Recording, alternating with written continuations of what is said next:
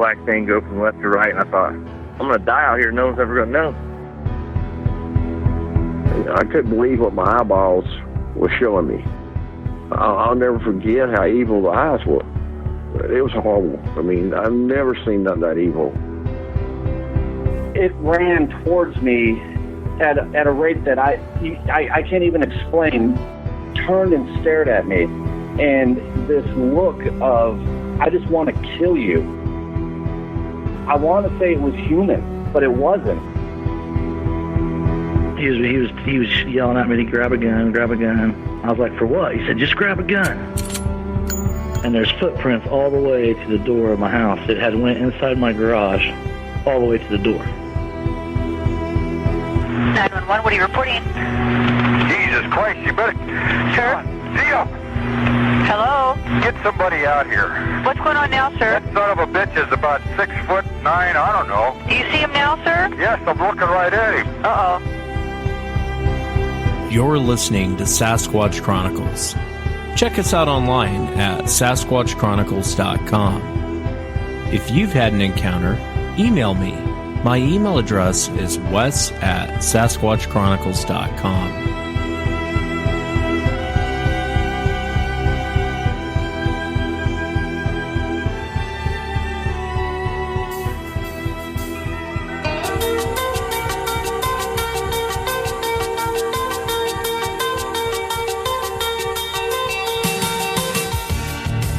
Welcome to the show, everyone. Thanks for being here tonight. Got a great show planned for you this evening. Going to be speaking to Doug, who was out hunting, and he ran into one of these creatures. And he had sent me this email. I thought about posting the whole thing to the blog. It was such a well-written encounter that he had with this creature. But everything leading up to the creature, from it smacking the tent to doing what it did, and then eventually seeing it, made me wonder why the creature would smack the tent the way it did. If you've had an encounter and you'd like to be on the show, shoot me an email. My email address is wes@sasquatchchronicles.com. I'd love to talk with you. I'd love to discuss your encounter. If you get a chance, check out the website too as well, sasquatchchronicles.com. You can click on the shop at the top and get merchandise. Let's jump into it tonight. I want to welcome Doug to the show. Doug, welcome to the show. Thanks for coming on. Hey, thanks for having me. I'm excited to share my story. Yeah, no, I'm excited to have you on the show.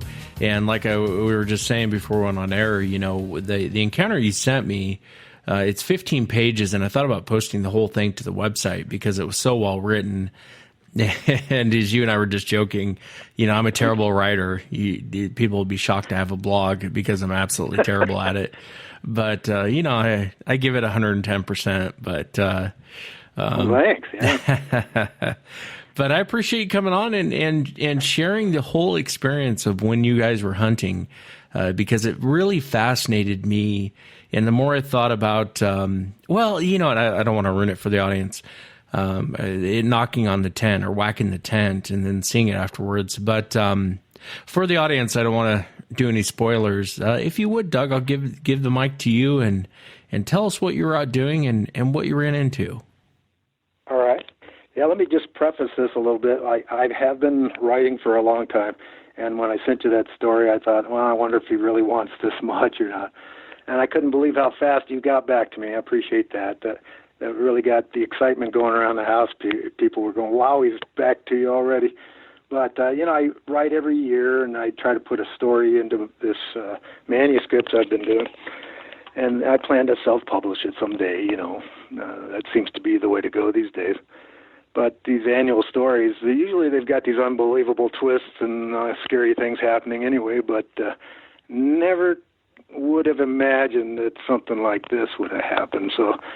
And I went on your website last night and looked on there, and I saw one of your quotes, and if you don't mind me quoting you, you wrote, "I never really believed in these creatures before, but this encounter deeply changed my life forever." And boy, did that strike a chord for me. So yeah. I really like the fact that you created this kind of a safe outlet for people like me to come on and, discuss or share these unique experiences, you called it, and I thought that was well worded too. So just allowing me to come forward without any fear of, disbelief or reproach, or it's kind of refreshing to have your sight to be able to do that. So yeah, of course. Great, thanks. Yeah. And one thing, as I listened to your podcast, we just drove back from Florida, and I listened to it all the way. I liked your approach because you're such a good listener. You didn't seem judgmental at all, and that's kind of what I've been coming up against so far whenever I tell the story. So, and looking through your podcast list, I was amazed at that huge selection that you have available there. And it makes me think that, there really must be something to all this. If you've got that many people out there reporting these things, and they're all a little different, but they're really great to listen to.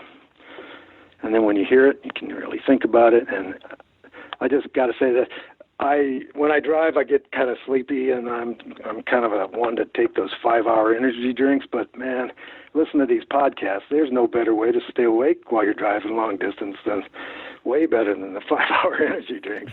Well, I appreciate it. Thank you for the kind words.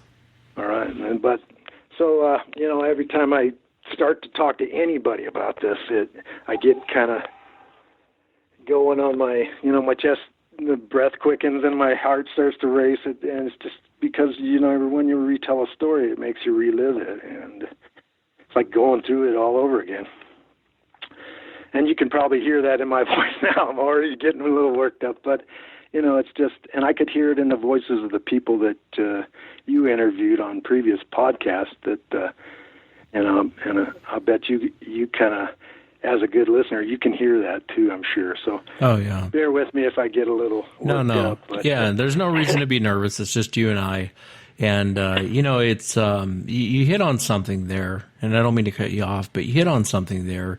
When I talk to people, you know how many times I've spoken to people over the phone that don't want to come on the air, that break down in tears. And I'm talking about, not, weak people. I'm talking about strong people you wouldn't expect to break down in tears. I mean, I've had judges break down in tears. I've had FBI agents break down in tears as they're recounting their story or recounting what happened to them.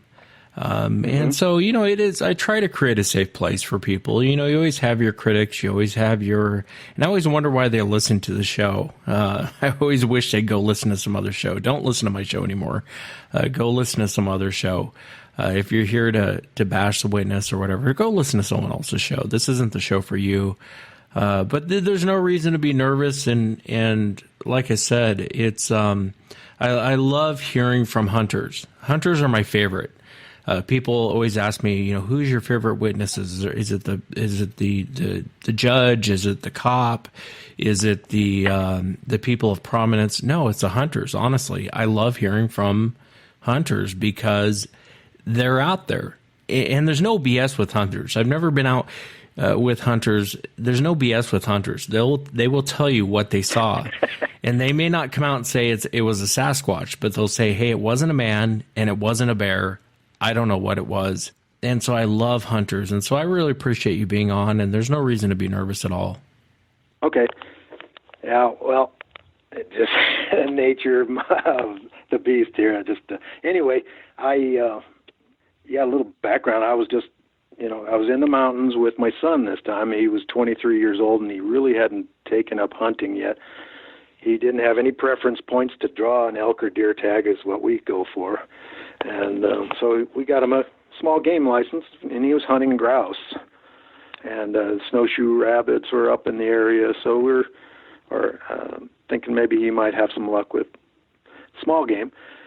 And it was kind of a big area, so we bought him a GPS, and I wanted to make sure that he was safe, because having been lost in the woods before and having talked to you about that a little bit, how scary that is. The days prior to GPS were a little more challenging when you actually had to have a compass and a map, but sometimes those storms come in on you and darkness falls, and there you are.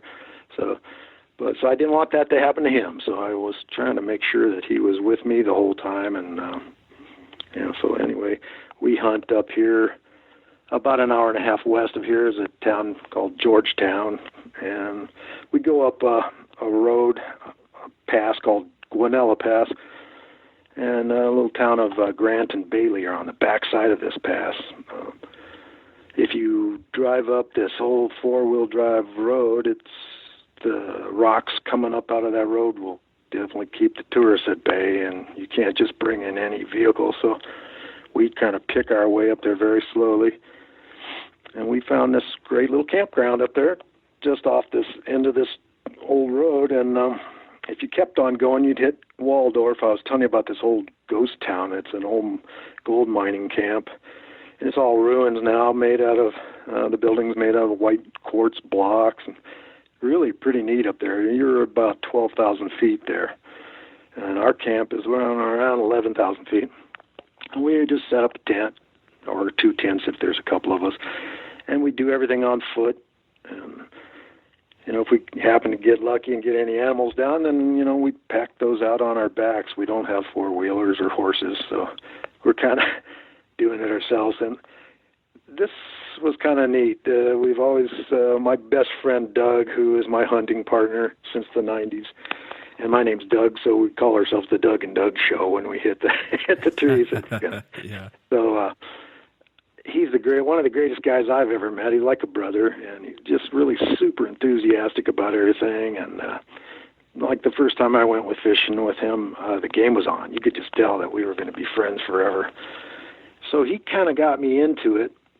I was more of a fisherman prior to the hunting part of my life. But my wife's dad, Jack, was this old French Canadian up in northern Wisconsin, and he was a bow hunter, for whitetails up there, and he talked me into getting a bow. And so my first 8 years hunting in Colorado were with a bow that he helped me, get all the equipment for and help me learn how to shoot it well. And I never got a darn thing, but, I got a few shots off and some great stories. But what a, great education that is, packing a bow around. Talk about having to get close. That's really... Anyway. So, it was 2011, and September, that second week of September is our elk and deer season.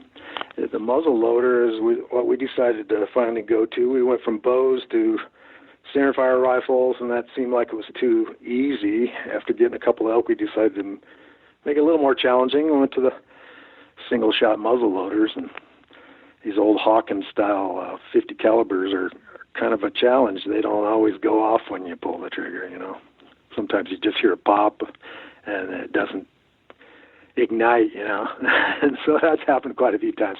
So it is challenging. All the planning and time you spend getting up there and packing in and getting there in the spot, and to have a misfire like that's kind of disheartening. But it's all part of the challenge, and we love it. So here's my son Gabe along with us, and he and I were sticking together. And so Doug was in camp with his one of his partners in a tree service, the ground crew guy named Matt. Okay, and those two guys were out. Matt was bow hunting, and Doug was the muzzle loader. And my buddy Doug had to leave early out of camp, get back to Denver. And his son had a soccer game, so he was the coach, and he had to get back down. So Doug was not there when this all happened, but Matt was up on top bow hunting when Gabe and I spent 2 days in the field, long days, saw a lot of elk, but always the wrong sex, or saw deer, which we didn't have tags for, and Gabe pressed the ridge tops. He's like a billy goat, being young and youthful, you got all that energy. He could fly up the mountain. I could see him just cruising up there looking for grouse. So we had a good time just checking everything out.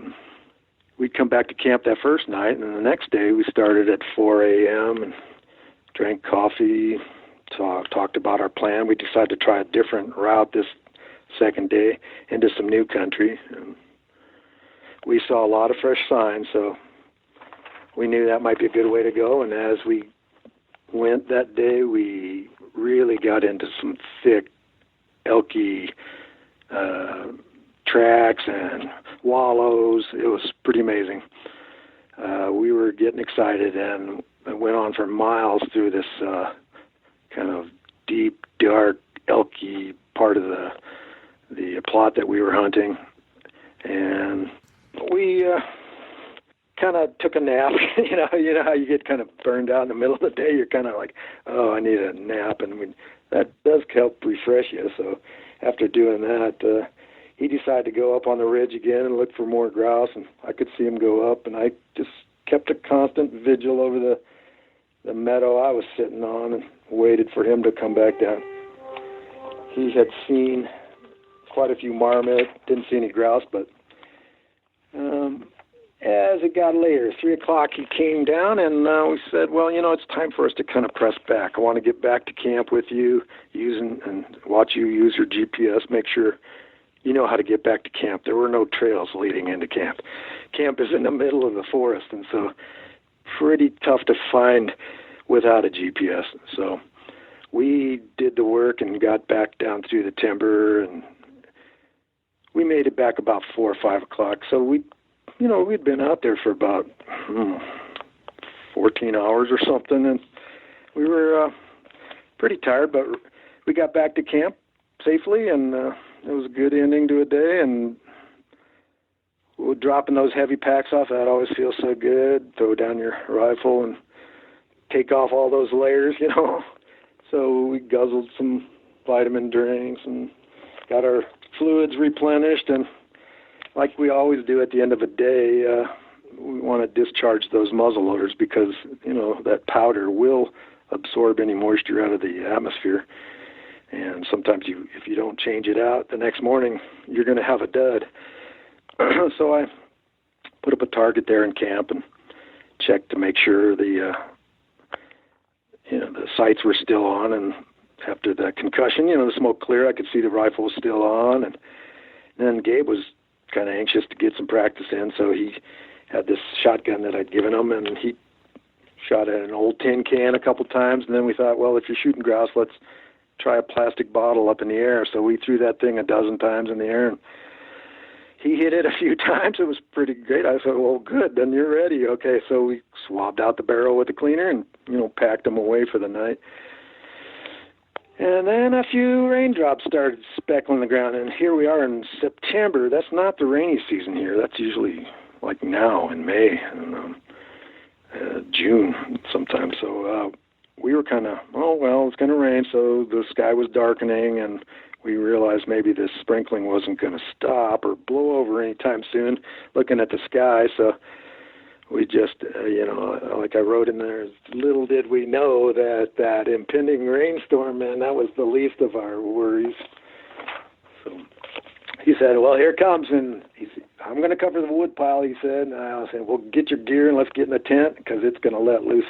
And we got in that tent and started zipping things up, and that rain increased, and the downpour came. And that's pretty rare that it rains that hard. We couldn't believe how loud it was in the tent, just coming down. And we were glad to not be outside on the mountainside, which Matt was. So we kind of thought of him up there on the mountaintop getting hammered in that rain. But so we kicked back on the cot, and that loud sound of that rain hitting the top of the tent was just deafening. But so I looked over, and Gabe put his iPod earpieces in, and he laid back, resting his eyes. And the sound of all that deluge outside kind of just made it like really ideal for catching up on some shut-eye. So, I think we were both due for a cat nap. So we slipped into this well-needed nap. And I was really relaxed as the rain fell.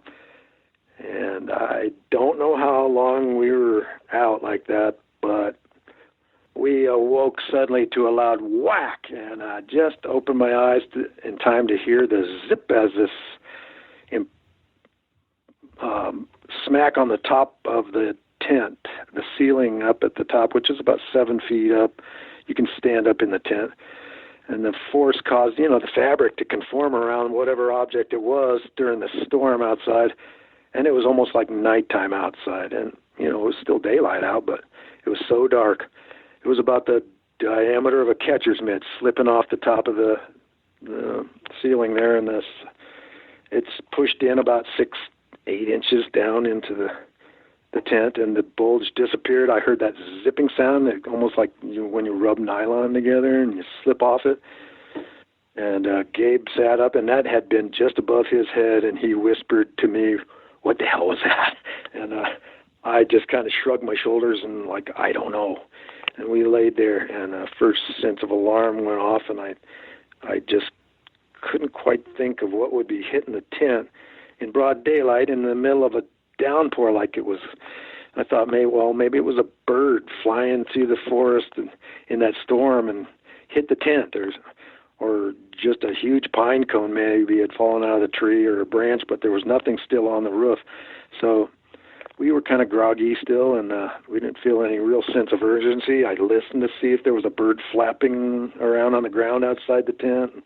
Didn't hear anything else. And that impact was just about, if you were standing up, it would have been right about eye level. So we settled back onto the cots and kind of looked at each other, kind of slowly closed our eyes and dismissed that incident, I guess, just for a little more sleep. And the sound of that rain again is sort of soothing, and fell asleep again. It wasn't too long later, whack! And this time the impact slapped onto the east side of the tent ceiling. And it was all identical to the first one. Again, you could hear it kind of zip off the top, and then I thought, what are the odds that two birds could have, made some poor aviation judgments like that? And then knowing that it wasn't just some errant bird crashing into a tent, I started thinking, well, maybe it's something else. First thing I thought, maybe it was Matt out there hunting, and he had maybe returned to do a practical joke on us, right? Or I thought then if it wasn't him, then maybe it was a bear. Thinking that maybe if it was a bear, I thought, oh gosh, we had our packs, but we didn't have any food in them, and we had no food in the tent, and we were always really careful about that. You don't want to attract bears into your camp, especially into your tent, because they will come in your tent if you have food in there. And we've learned that over the years. You got to be really vigilant about that. And you can put food in your vehicles. You can hang it in trees, and if that's done right, that can work, but never in your tent. And they can find it wherever it is. They're good climbers, and if you hang it on a rope up in a tree, they can even problem solve and, tightrope walk across that to get at it. But here it was kind of broad daylight, and I kind of doubted that a bear would be out there in open daylight like that, searching for food. Usually they come at night. I was in camp at a different camp one time when the full moon was out, and I'm laying there, had no food in my tent, but I heard some snuffling, and I looked over, and on the tent wall was a perfect silhouette of a bear. And it was only 3 or 4 feet away from me. Oh, wow. And I just kind of froze up and didn't say a word, and watched him and heard him walk around the tent, woofing and grunting and snuffling under the edge of the tent. Luckily, there was no food in there, so he did finally leave. But he did that 3 nights in a row, and by the 4th night, I'd had it. I decided to scream at him, scare him off, and when I did, I had no voice. I screamed with all my might, and it came out like a whisper. It was the weirdest thing. It was just a little squeak, squeak, and the sound of my squeaking voice scared this thing off. I could hear him running. But bears are nothing to mess with. I mean, you got to be really careful. And so anyway, Matt was the one I thought it might be, and Gabe called out, "Ha ha, very funny, Matt," And I kind of listened to see if there was some kind of a snicker or a giggle or something outside. But you got to remember, the rain is still pouring here, and it's really loud, and we couldn't hear anything, no laughing, no sound except that rain. And then Gabe, I figured his vocalization, if it was a bear, would have sent, the bear running off, and there was no sound of a bear running off. I never heard any snuffling, grunts, or snorts or anything, or, that heavy breathing that bears make. Well, I thought, well, if it's a bear, it's to hit that high on the tent, it would have to be standing way up on its hind legs. It'd have to be a huge bear. And the base of my tent is wider than the top, so it angles down and outward. So if there were no, footprints on the base of the tent area, so whatever it was standing outside the base of the tent, reaching all the way to the center of the top, which I figure was, the base is probably 10 feet wide, so it had to reach in like 5 feet from its upright stand to touch the top of the tent. I also figured if it was a bear, maybe the claws probably would have hooked that thin nylon and maybe snagged it or ripped the material or something when it pulled its paw off. But so now we'd had these 2 thumps on the tent, and I started feeling like we better be quiet. I just kind of did that signal to Gabe, like finger on the lips, like don't say anything else. So don't let them know that we're inside, but, a bear would have been able to smell us anyway. So I just kind of decided to just say nothing and just see what happens. And that tent was zipped up tight, and we do that so we don't get anybody who might travel through camp and gawking into the tent, and we zip everything up good. But nothing worse than, going out in the field for the day and having left the window unzipped a little bit and come back after a rainstorm or a snowstorm and find all your sleeping gear and sleeping bags and stuff soaking wet. I've done that. So anyway, this time we were closed up tight. I thought about maybe unzipping a window to see what was out there, and that rain was so dark, though, I don't think I would have been able to see much. But in doing so, I probably would have scared it off. And I was thinking, could it be my buddy Doug? Did he return from Denver or something? But his truck was gone, and so I knew it couldn't have been him. So at that point, I was still thinking maybe it was Matt messing with us. So we kind of laid back and closed my eyes, and Gabe did too. And it's probably 10, 15 minutes later, whack, on the top of the tent again, man. A third strike, just boom. And this time I was awake in a hurry, and I saw the impression, saw it zip off the top, and it hit the top of the tent on a third panel, a different panel. And I thought, this has to be a bear, it's this persistent. I thought, I just better wait and see what, and my gun was not loaded. And Gabe had that 410 shotgun, but I didn't think those little pellets would help much, So we were both awake and kind of felt like the tent was starting to shrink, And then I was, who in their right mind, if it's not a bear, if it is a total stranger or something, who would dare come into a camp of hunters, and start whacking on the tent? These guys might, these hunters could very likely be armed, and so you'd think that an average person, if thinking about doing that, would maybe think twice before doing something risky like that. They, wouldn't you, if you were entering a campsite of hunters, you'd probably call out as you came into camp just to let everybody know that you were there. You might say, anybody home, or you might, want them to not overreact and maybe shoot you, try to defend themselves. Yeah, you're right. So anyway, that's what's pouring through my mind at the time, and I'm thinking, why would a bear be out? Maybe, if their smell's really well developed, and I've read a lot about bears, heard a lot of bear tales, and wouldn't they be able to smell us inside the tent? And you'd think that'd be enough to have them not come near. But, so we had hiked pretty hard that day, and we had to smell like humans, and even our firearms were inside the tent, and you'd think a bear would probably easily be able to smell that gunpowder, and that would alarm them. But why would it be standing up, like that, trying to smack just the top of the tent? And, I think a bear would probably root around the base first, like I've seen them do. And if it was a bear, it was definitely a black bear, not a grizzly, because I think you probably, I don't know if you've read about the grizzlies here. We probably used to have them, but there are no more grizzlies here. The last one was being killed back in the 70s by a hunter on horseback in the San Juan Mountains down south.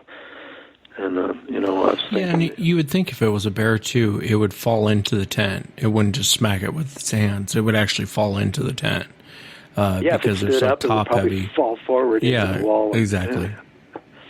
And I used to be a river guide on the Snake River up in Jackson Hole, Wyoming, for about 15 years, and had a lot of stories there. Up in Yellowstone, while I was there, a fellow from Wisconsin back in 1986, a grizzly actually opened up his tent wall, reached in and grabbed him in his sleeping bag and dragged it outside, and then mauled him. And then by the time they got some rescuers to him, they found him. He had been partially eaten, and investigating it further, they came to the conclusion that he had fixed dinner. He made some bacon and eggs, and the bacon had splattered on his clothes, and he went to bed in the same clothes. And, grizzlies love bacon. Yeah. And I'm sure black bears do too, but, I don't think black bears are known to tear people out of their No, tent. not usually. Black bears are usually more skittish than grizzly bear. They're not as ballsy as grizzly bears. So you guys hear the smack. You think it's your buddy Matt, who's still hunting, coming up and messing with you guys. And then what happens next? And a bear, if you're going to be attacked by a bear, most black bears, it's if you corner them or you startle them, or if it's a sow, with cubs, then that's probably where you're going to have most black bear attacks. So I wasn't convinced, that these were caused by a bear. So what was it? Like you say, I think I was kind of thinking Matt still. And so the rain fell for a little while longer, and then it stopped. And a storm blew over, sun came out, skies cleared, and Gabe was awake, and I was kind of coming awake too. And Gabe decided, I'm going to get up and get a fire going. So he got his coat on, went out, took the top off the wood and got a good one going. He always did love to build fires as a kid, so he could get a fire going quickly, as a lot of kids are good at that. Yeah. So he had this fire going on. So I got my coat and went out and pulled up a chair and joined him and sat there around the campfire. Felt pretty good because things had cooled off quite a bit. And you're just kind of sitting there staring at the flames. You know how fires can kind of mesmerize you. So I was trying to sort out the events of what had just, transpired, and trying to reflect about it, and weren't saying much about it, just sort of thinking. But we sat there, and we noticed some movement up in the trees, uphill from camp. And up on the mountainside, we could still see a portion of the trail up there, and we watched Matt coming down off the mountainside, and he was marching down that trail.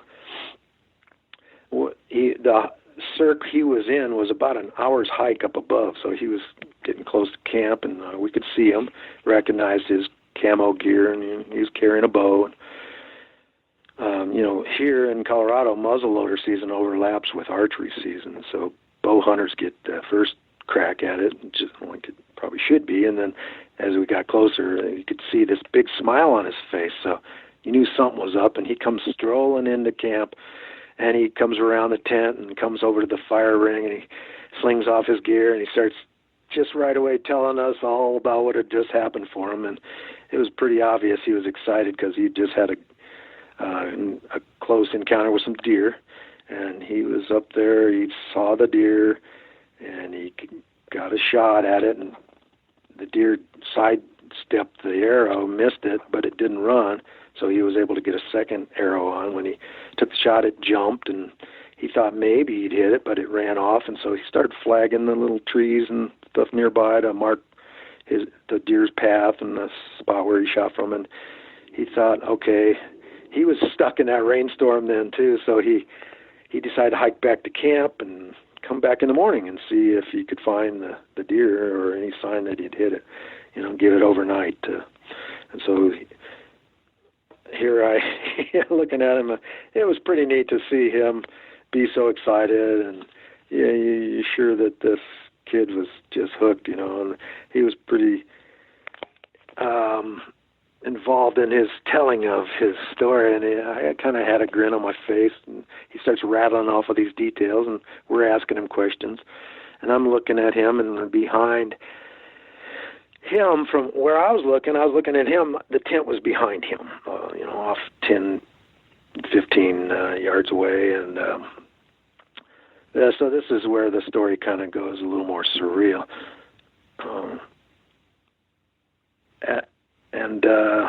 I said in my story I'd put a hand on the Bible if that meant you'd believe me, but I looked at him. I said, "So, what did you do when when you took the shot? Did it feel like the shot?" And he starts talking, and I'm looking at him, and then I realize my view of him. I see this movement through the trees behind the tent, going from right to left. So I immediately locked onto that, and I could see this broad back figure slipping through the trees, really tall, and it was light gray, and that really caught my eye because we're always looking for deer, and the big timber bucks turn gray.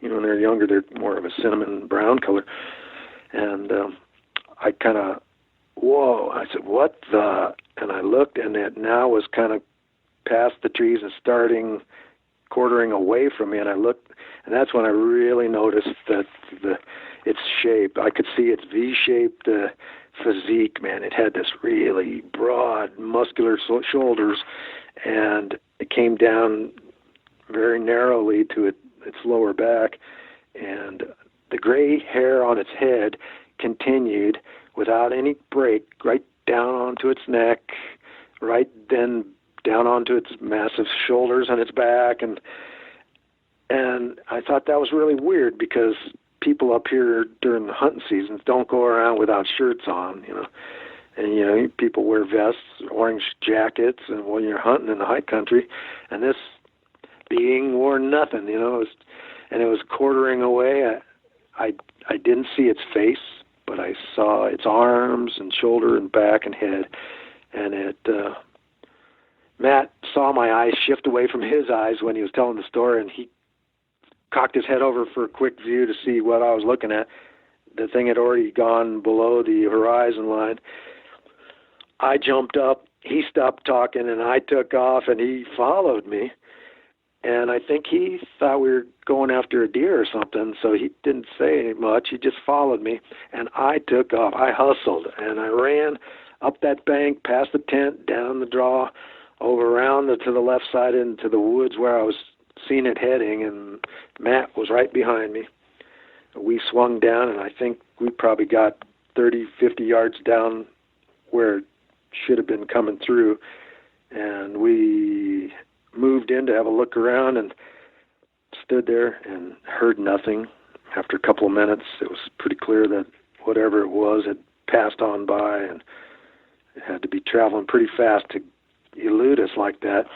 I don't think it saw us coming, so maybe it heard us, but we got over there really quickly, hoping to get another look at it, but we walked slowly all the way up to the very place where, it had slipped through those trees when I initially saw it. We walked all around looking on the ground for any footprints and didn't find anything because there was like foot-deep forest duff, the pine needles and pine cone seeds and things that had built up over decades probably. So walking back, I thought it was kind of funny because Matt was going, what were we chasing, and I'm going, I don't know, and whatever it was, standing straight up, and he kind of really, because he thought maybe we're, going after a deer or an elk or something, but we came back to camp and tried to explain to Gabe back there what we just chased after, and Matt and Gabe hadn't seen what I did, so they weren't freaked out by my sighting, but, you know, my mind was just kind of, I couldn't fit it in, you know. I don't know if I read about just a little blurb about your sighting, and I don't know how you felt right after it, if you were like, okay, what do I do with that, you know? Have you ever been kind of, how'd you feel after your sighting was back, what, in 2014 or something? 2012. Confused and frightened, I would say, because it wasn't running away from us. It was anything but running away from us. But I would say confused and frightened, I would say, are the two biggest feelings I had at the time. How far? Or go ahead. Oh, was it the last thing you probably actually expected to see? And so... Oh, yeah, of course. Yeah, no, I wasn't thinking Bigfoot at the time. I was thinking we just ran into monsters is what I thought. I didn't even think Bigfoot at the time. I really thought we would run into monsters. And so, yeah, it's just confusion, just complete confusion on what is going on. And there is that moment. Your situation is a little bit different because it was retreating. Our situation, they weren't retreating.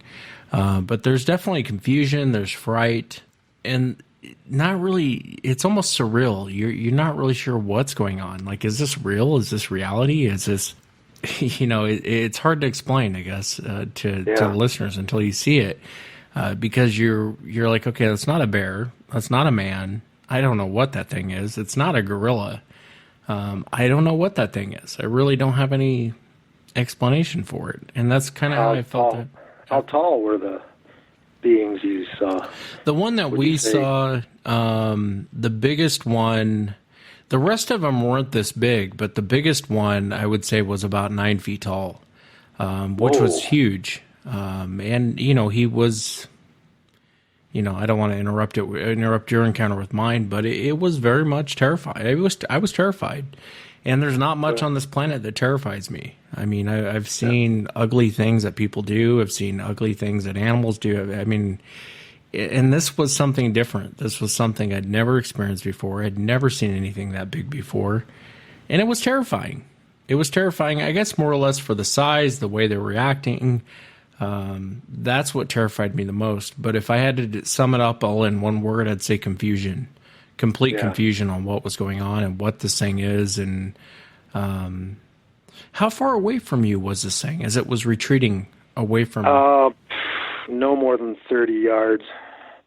And, you know, I have pretty good vision. Probably the last time I checked, it was 2015, you know, so I can see long distance clear. I can still see deer way out, you know, 100, 200 yards out, enough to use iron sights on the muzzleloader, so I know what I saw. It was as clear as a bell, perfect focus, and I could clearly see the hair, continuation on its head, down its neck, you know, which I found kind of interesting, and right onto its back. And the gray, I kind of thought, wow, that must be an old one or something, you know, like it was already getting up there in years. Or I don't know how old these things will get, but it wasn't, you know, you usually hear about black, or maybe red, long red hair or something, but this is all about the same length hair, and it was mostly, there was some black undertones on its back and stuff, but a lot of gray mixed in. And so you're talking... I didn't know what to think about it, and I don't think he was threatening us. He was kind of messing with us, I think, in the tent, you know, and then he kind of retreated. So I didn't feel that fear, but I did not know how to, you know, file it away in my mind because it didn't make any sense. And so I think I got kind of quiet, you know, and around the campfire that night, I really didn't know what to do with that, you know. And now for 6 years later, I'm still not sure what to do with it. That's why I'm kind of glad that I'm able to get it out there and just at least tell you what I saw and what I've been thinking and kind of going through these years. But a lot of people, when I tell people, they go, what drugs were you taking? Or what were you drinking? That always comes up. You probably heard that too. Oh, yeah. And both of those answers, I say nothing, but I like this one. After you hear this account, people will say, "What?" Ask me if I was seeing things, and say, "Yeah, I guess I was." Yeah, more accurately, I was a seeing thing. Yeah, well, if you're talking 30 feet or 30 yards away, that's roughly about 90 feet. That's pretty close. And for it to be kind of retreating back into the woods, I'm curious, now that you've had time to think about what happened, why do you think it was smack in the tent? I don't know. It chose that time during the heaviest rainstorm we've ever seen up there in 20 years. And as dark as it was outside, it kind of had that cover to move in. And I think maybe because we were shooting earlier, I took the muzzleloader shot, and then Gabe took maybe 2 shotgun blasts, and then he had this little 410 that we were, plinking at the plastic bottle in the air with. I think that maybe that, how I've read and seen a lot of shows, hunting shows and stuff, where they always talk about the bears, like up in Alaska, being attracted to the sound of gunshots, and it's almost like ringing a dinner bell. They come in quickly because they think, they hear the shot and think maybe they can come in and claim a fresh carcass, like an easy meal or something. And if maybe they can even tell the difference between a centerfire rifle shot and a shotgun sound, and the shotguns usually would be used for birds, and maybe they like the small game. I bet they, pick up lost birds or lost rabbits or things that people can't find in the brush, maybe. Yeah. I would think that they're probably, I don't know, I'm no expert on them, but are they meat eaters or plant eaters or omnivores? Yeah, the reports I get are both. I've gotten both, that they eat both, depending on the witnesses you talk to. But I've seen witnesses, I've talked to witnesses, I've had them on the show that have seen them run deer down. I've talked to guys in federal law enforcement, the FBI agent down there in Texas. He wouldn't come on the show because of his career, but he saw them chase down wild hogs and grab them, smash them up against a tree, rip them open, and 2 of them sit down and start eating right there from the wild hog. And so I think that they eat both. It's smacking on the tent reminds me so much of people's encounters when they talk about these things smacking against their home. And I almost think, I don't know if it's boredom, I don't know if it's really anger or what the intent is, but you hear them do that against people's home, where they'll walk up, smack it, and then kind of retreat, come back 5 or 10 minutes later, smack it again, retreat. And you hear that behavior over and over and over again with people's homes. And then here you're in a tent and you're experiencing the same behavior. Yeah, well, whatever it was, had to know that we were there, I think. Do you think they have a pretty well-pronounced sense of smell, like a bear would have? I think so. I think they tend to watch. In your situation, if I were to guess, when you have 3 guys show up, it kind of changes the game a little bit. Now it's 3 against 1, even though it could probably rip all 3 of you from limb to limb. It changes the game, I think, with these things. I think when you show up with a group of people, they'll tend to leave.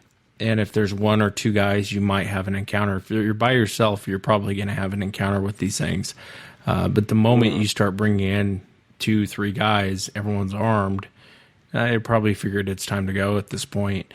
When you saw the creature retreating, how would you compare it to the Patterson-Gimlin film?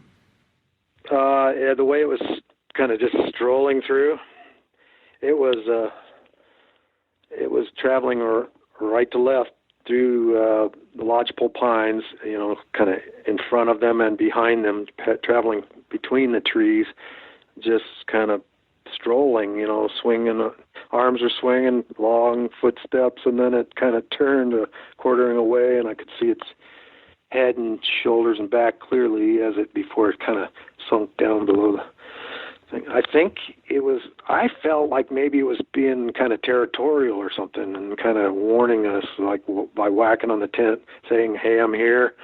You know. Yeah, that could be.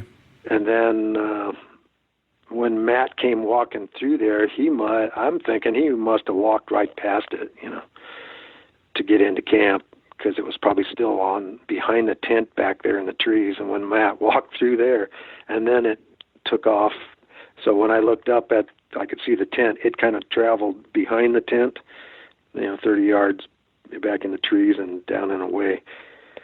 And I'm kind of surprised that after seeing that, I'm surprised I kind of went after it. I don't know what I was thinking, but I think I just wanted to confirm that, yeah, that's what I saw, or, try to cut it off and get a better look at it and see if that's truly what I saw, because I couldn't believe what I saw. So I still can't. But yeah, and that says a lot to that. I was going to ask you what compelled you to get up and go after this thing. I don't know. Go chase it. I don't know.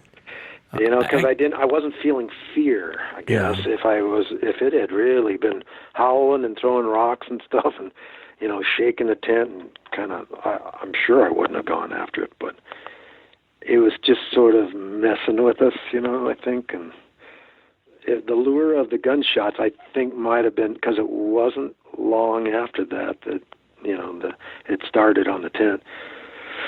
And I imagine, these things are huge, and so they must need a huge source of protein and calories, like thousands of calories a day to, sustain that size. So, you wonder, what are they eating out there? Yeah. Something like a lost. If you hit a deer and you can't find it, that would be a huge find for them. Well, and you hear a lot of times, Doug, hunters talk about that, where they'll shoot something, they know they've shot it, they know it's a kill shot, they'll follow the blood trail in, and then the deer, they can tell the deer laid down right there, or the elk laid down right there, and then it's gone. It's just like something picked up and walked off with it. And so I think that they do the same thing as you were talking about earlier with the grizzlies. The grizzlies wait for the gunshots to go off, and then they know they got a quick, easy meal. It's easy pickings. I've talked to so many hunters, even one here in Washington State, that he's a poacher, but he was out there and he said a gorilla picked up his elk and walked off with it. And the elk out here in Washington State, I've said this a million times on the show before, they're like small horses, man. You don't pick up an elk and walk off with it. You just don't. Oh, no. No, you can't even roll it over. No. They're 900 pounds. I wanted to ask you, with regard to this, did you guys pack up and leave, or did you guys stay for the rest of the trip? No, we stayed, and, it's kind of like, and I'm still wondering why on earth, why would we go back there? And I think it's because we didn't feel fear. I never felt the fear, but I was really puzzled, but I didn't feel afraid. And we've been back there every year since. But I keep my eyes peeled, always looking at my back trail, and you never know what you're going to see out there. So yeah. And I have a feeling that, I think I was talking to you earlier about walking along in maybe at dusk or twilight, or even in the dark when you're heading up to the higher country from your camp. You just get this kind of an impending feeling of like, not doom, but like something's watching me, and the hairs will stand on your arms, and the shivers and tingles will go up your spine, and you're just wondering, whoa, and you stop in your tracks and you really look around you, and you're thinking, well, I don't see anything, but that doesn't mean it isn't there. Yeah, and it's funny you mentioned that, because when I was hunting, as you and I were talking, I've had that before when I was out hunting, and you don't know where to place it, because you always kind of look around for a cougar, you look around for a bear, your normal predators, and there's nothing around there. And, I was never afraid of the dark. I was never afraid of, if I had my gun on me, I wasn't afraid of anything. I would go to toe with anything out there. But you do get that weird, when you're out there, you do get that weird from time to time, like something's watching me, and you can't really place it. You can't really, so you tend to brush it off. And I think a lot of hunters do that. Yeah. Do we have a sixth sense, or is it really, we must, right, to be able to get that feeling? But I imagine I've felt that when there was nothing there, just, your mind running away with you. But after you see something like this and you realize it's more than just cougars and bears out there, you get that feeling. You gotta listen to it, Did you ever talk to your hunting buddies? Did you tell them what you saw? Oh, yes. Yep. And Doug, my best bud, he returned that evening, and I told him the story, and he didn't really react to it. He must have, I don't know what he thought. And we talked about it a couple times since. So I'm sure he still, it's something about not seeing it yourself, you just, okay. But I did really want to know about Matt. I always kind of had Matt in the back of my mind. And just about 2 years ago, I called Matt. He is no longer hunts with us, but he still kind of goes up on his own sometimes. And I just said, hey, Matt, I'm writing this story, and your name's come up. I want you to know that I'm using your name in this story. And I kind of read him some excerpts from it, just seeing that you would agree with that, does that sound accurate, and stuff. But I said, okay, you didn't see it, but I just need to know it on, if you were to, swear on a Bible, or could you honestly tell me that it was not you that was, pranking us in the tent? And he says, nope, it wasn't me, and swore up and down that he was up on that mountaintop, and which we saw him come down from later anyway. So, so that kind of cleared my mind of Matt. I was able to write him out of that formula. And so, and Matt doesn't make sense. You think Matt would say, hey, guys, I was screwing with you guys. When you're pranking someone, and there's a lot of pranking that goes on with hunters, and there's a lot of, kind of like brother-type relationships where you torment each other. But the end game is to get a good laugh and say, yeah, it was me. For him never to say that to you, that's kind of, I can understand why you would ask him, though, because it's always still in the back of your mind. Yeah. So I had to know, and I believe he told me the truth. And so even if it had been him whacking the tent, it doesn't take away what I saw walking through the timber there. And I'm glad it was walking away from what you say. It could have been a lot different. It wasn't an attack, or wasn't aggression. Yeah, I guess podcasts where they're throwing rocks, and that sounds about as scary as it can get. They're moving in on you, and all of a sudden the rocks come flying, and the howling, and the tree branch breaking, and how I don't know.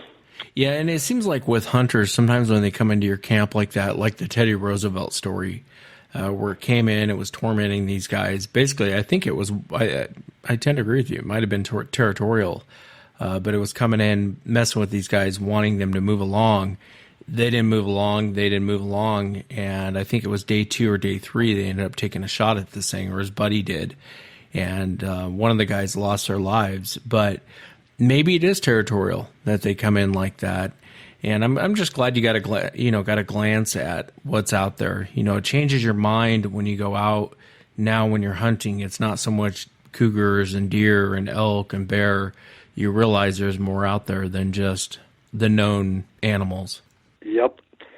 And a lot of people ask me, did you get a picture of it? And of course, even if I had a camera or a phone on me, I probably wouldn't have had time to take a picture of it, but it's been in my mind for all this time, and I'm a painter, and I do canvas work with oils and acrylics and things. So I decided to paint a canvas of it from my mind's eye, and it actually turned out pretty good.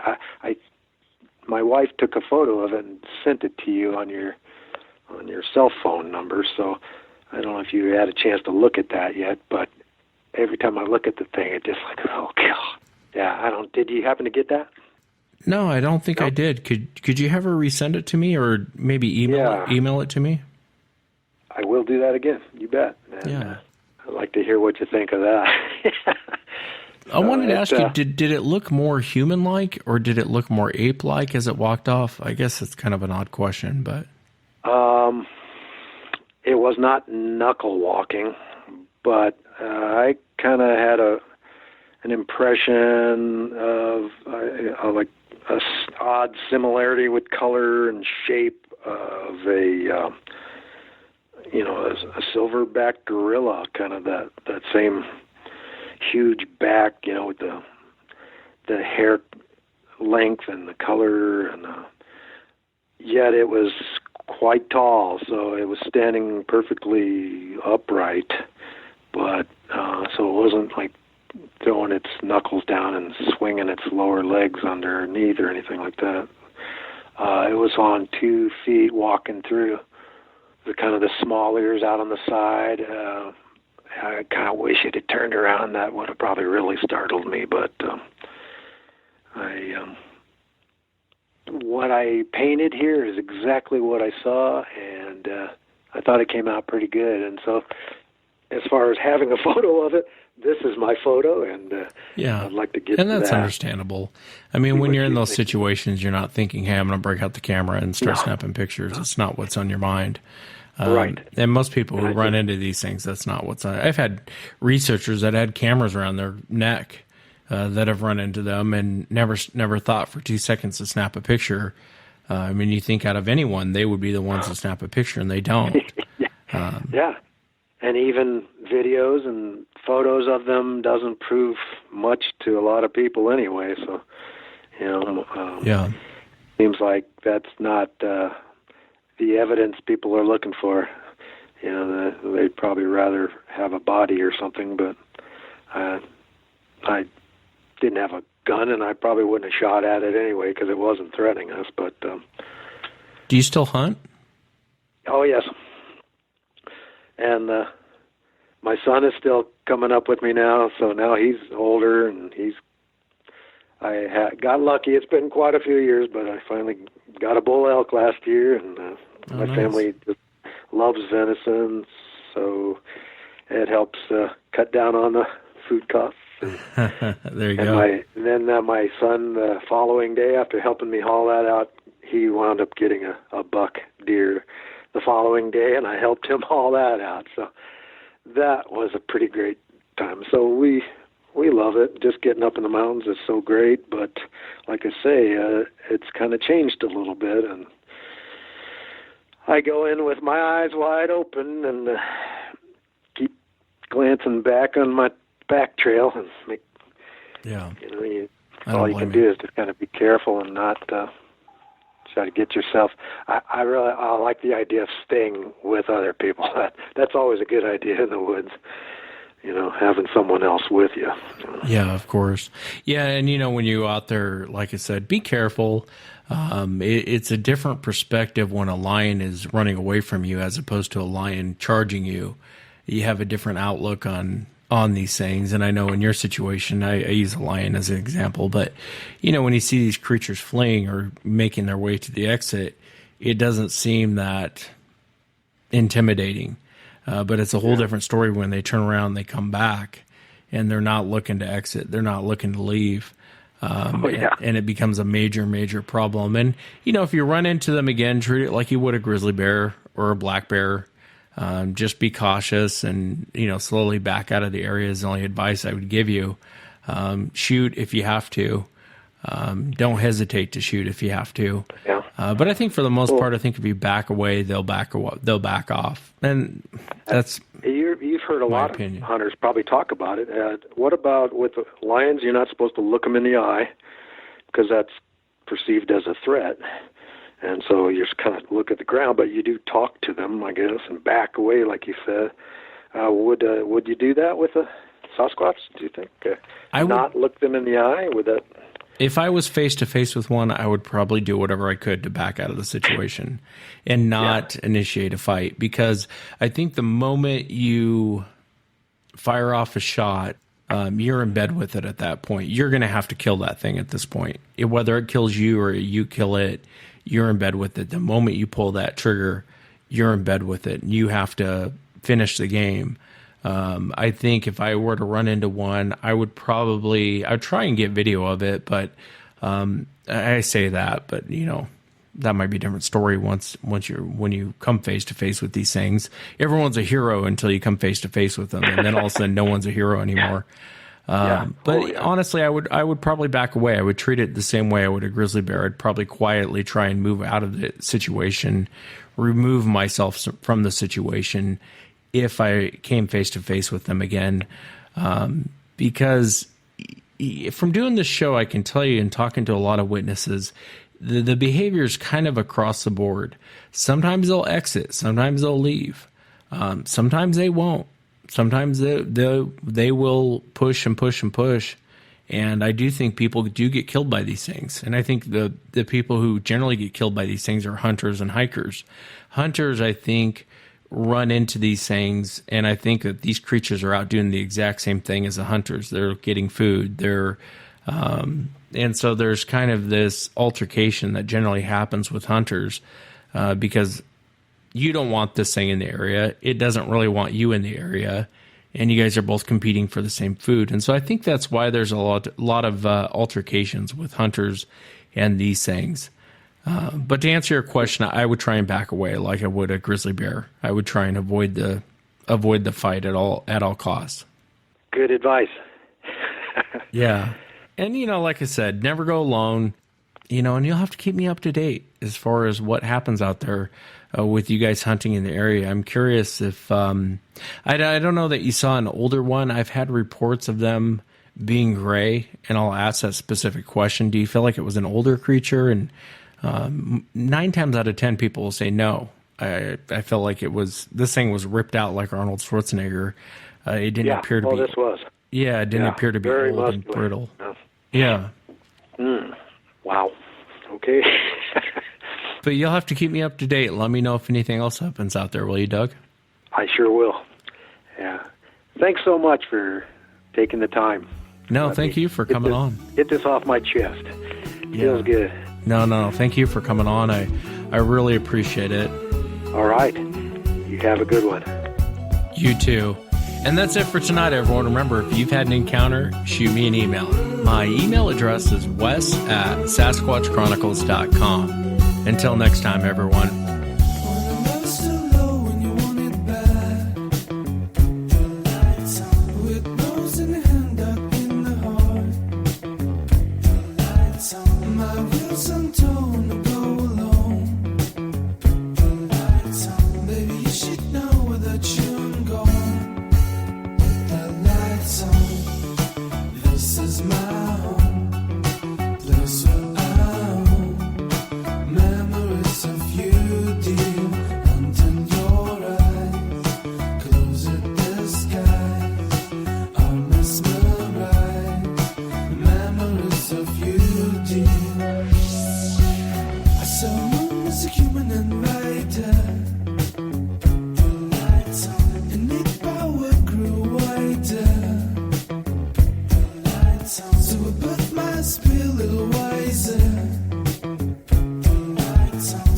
Something a quiet time with the lights on.